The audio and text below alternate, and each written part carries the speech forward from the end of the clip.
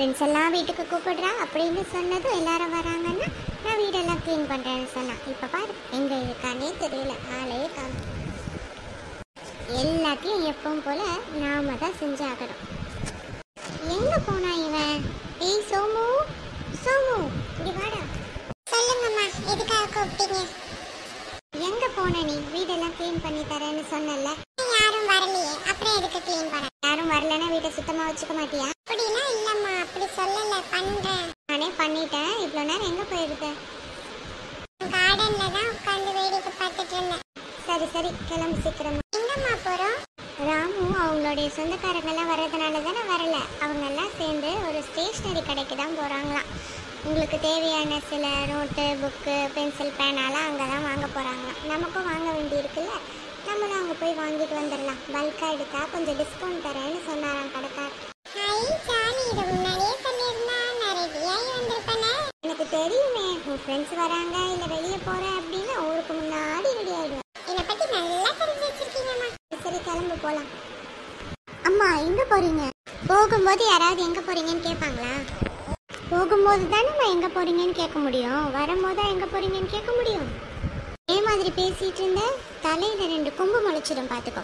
சாரிம்மா சாரிம்மா, நாங்கெல்லாம் ஸ்டேஷ்னரி ஐட்டம்ஸ்லாம் வாங்குறதுக்காக கடைக்கு போக போகிறோம் இப்போ. அம்மா என்னையும் கூட்டிகிட்டு போங்க, எனக்கும் சிலதெல்லாம் வேணும். எதுக்கு? வரையிறங்கிற பேரில் இங்கே ஒரு ஸ்கெட்ச் அங்கே ஒரு ஸ்கெட்சுன்னு எல்லாத்தையும் வீடு பூரா இறச்சி வச்சிருக்கீங்க. அம்மா அது நான் எடுக்கல, சோமு தான் என்னோட ஸ்கெட்ச் எல்லாம் எடுத்து அப்படி பண்ணா. சோமு எதுக்காக அம்மா அக்கா ஸ்கெட்ச் எல்லாம் எடுத்தேன்?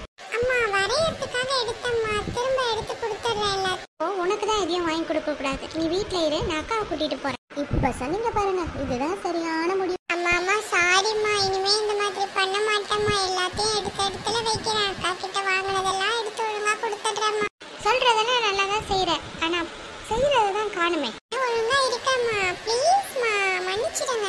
அம்மா அவன் இப்படி தான் சொல்லுவான், அவன் சொல்கிறதெல்லாம் நம்பி நீங்கள் ஏமாறாதீங்க. எப்பயும் உங்களை இப்படி தான் ஏமாத்திக்கிட்டு இருக்கான். அக்கா நீ வேற இருக்கா, என்னை எப்படியாவது கூட்டிகிட்டு போக சொல்லுக்கா ப்ளீஸ்க்கா. பாரு இப்போ அக்கா கிட்ட ப்ளீஸ் எல்லாம் வருது. சரி சரி நீங்கள் சண்டை போடாதீங்க, வாங்க போகலாம் சீக்கிரம். அவங்க கடைக்கு வந்திருப்பாங்க. என்ன அம்மா நீங்கள் எப்போம்மா கார் ஓட்ட கற்றுக்கிட்டீங்க? நான் கற்றுக்கிட்டேன்ப்பா, நிறைய வருஷங்களா. அம்மா எனக்கு கூட சொல்லி கொடுங்கம்மா, ஆசையாக இருக்கும்.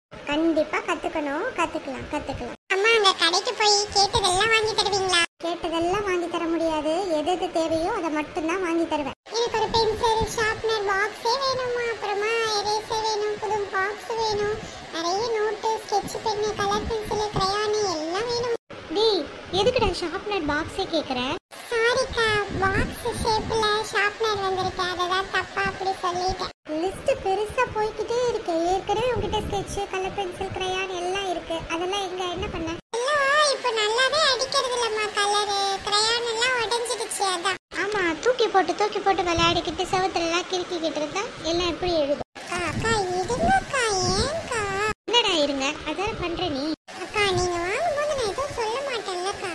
சரி சரி சண்டை போடாதீங்க, அங்க போய் பார்க்கலாம் வாங்க முதல்ல. ஹை, கடையில நிறைய கலர் பென்சில் பிரம்மாண்டமா இருக்கு, எனக்கு ரொம்ப பிடிச்சிருக்கு இந்த இடம். ரொம்ப குதிக்காதடா, கடையில இருக்கவங்க எல்லாம் நம்மள தான் பாக்குறாங்க. சத்தம் போடாதீங்க, அது வராங்க பாருங்க ராமுவெல்லாம். ஏய் சோமு வந்துட்டியா? நான் உனக்காக தான் வெயிட் பண்ணிட்டு இருந்தேன். வா நம்ம 2 பேரும் சேர்ந்து ஒரே மாதிரி பென்சில் பாக்ஸ் எல்லாம் செலக்ட் பண்ணலாம். வாங்க எல்லாரும் வந்தாச்சா? உங்களுக்காக தான் வெயிட் பண்றோம். வீட்டுக்கு வருவீங்கன்னு ரொம்ப எதிர்பார்த்துட்டு இருந்தோம், ஆனா நீங்க தான் வரவே இல்லை. என்ன பண்றது, திடீர்னு கெஸ்ட் வந்துட்டாங்க. சரி அவங்களும் கடைக்கு வரணும்னு சொன்னாங்க.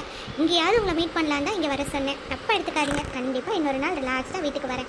சரி இதுல என்ன இருக்கு தப்பா எடுத்துக்கிறதுக்கு? அதெல்லாம் பரவாயில்ல, வாங்க ஷாப்பிங் பண்ணலாம். எல்லாம் எடுத்தாச்சா இல்லை இனிமே தான் எடுக்கணுமா? கொஞ்சம் திங்ஸ் எல்லாம் செலக்ட் பண்ணி வச்சிருக்கேன். இருந்தாலும் இந்த ராமு சோமு வந்தால் தான் எடுப்பேன். அவன் கூட அவனை மாதிரியே பாக்ஸு பென்சில் எல்லாம் எடுப்பேன்னு சொல்லிட்டு இருந்தான். சரி அவனுக்காக வெயிட் பண்ணிட்டு இருந்தோம். மீனாவையும் கூட்டிட்டு வந்திருக்கீங்களா? அவங்களுக்கு என்ன வாங்கி தர போறீங்க? ஆண்டி எனக்கு கூட காலேஜுக்கு சில புக்ஸு பென்சில் எல்லாம் தேவைப்படுது ஆண்டி. கலர் பென்சில்ஸ் எல்லாம் அதெல்லாம் வாங்க போகிறோம். மீனா தான் ஒரு ஆர்டிஸ்ட் ஆச்சு, கலர் பென்சில் இல்லாமல் எப்படி? நாங்கள் தான் உங்கள் ஓவியத்தெல்லாம் பார்த்துருக்கோமே, கிராஃப்ட் ஆர்ட் எல்லாம் சூப்பர்மா, நல்லா பண்ணுறேன். ஆமாம் எப்போவும் அதே வேலை தான். Thank you aunty. குழந்தை எப்போ பாரு ஃபோனில் இல்லாமல் ஆர்டிஸ்ட்டாக அழகாக ஓவியம் வரைகிறா, கிராஃப்ட் ஆர்ட் ஒர்க் தானே பண்ணுறா. அதையே நீங்கள் அப்படி சொல்கிறீங்க? எனக்கும் அதில் சந்தோஷம். குழந்தைங்களா போயிட்டு உங்களுக்கு வேண்டியதெல்லாம் எடுத்துட்டு வாங்க. நிறைய எடுக்கக்கூடாது, எது தேவையோ அது மட்டும்தான் எடுக்கணும். சரி வா ராமு, ஃபர்ஸ்ட் போய் நம்ம பென்சில் பாக்ஸ் எடுக்கலாம், அப்புறமா அதுக்குள்ள வைக்கிறதுக்கான ஐட்டம்லாம் எடுக்கலாம். வா அங்கே பக்கத்தில் இருக்க செக்ஷனில் தான் இருக்குது, நான் கூட்டிகிட்டு போகிறேன். வா அங்கே போனோம், நிறைய கலெக்ஷன். அம்மா நானும் உங்கள் கூட போயிட்டு வரட்டுமா? சரி போயிட்டு வா. பார்த்து பத்திரமா போயிட்டு வா. நானும் ஆண்டி எங்கேயே இந்த கலர் பென்ஸ் எல்லாம் பார்த்துட்டு இருக்கோம். அவங்கள பத்திரமா பார்த்துக்கணும், சரியா? சரிங்கம்மா.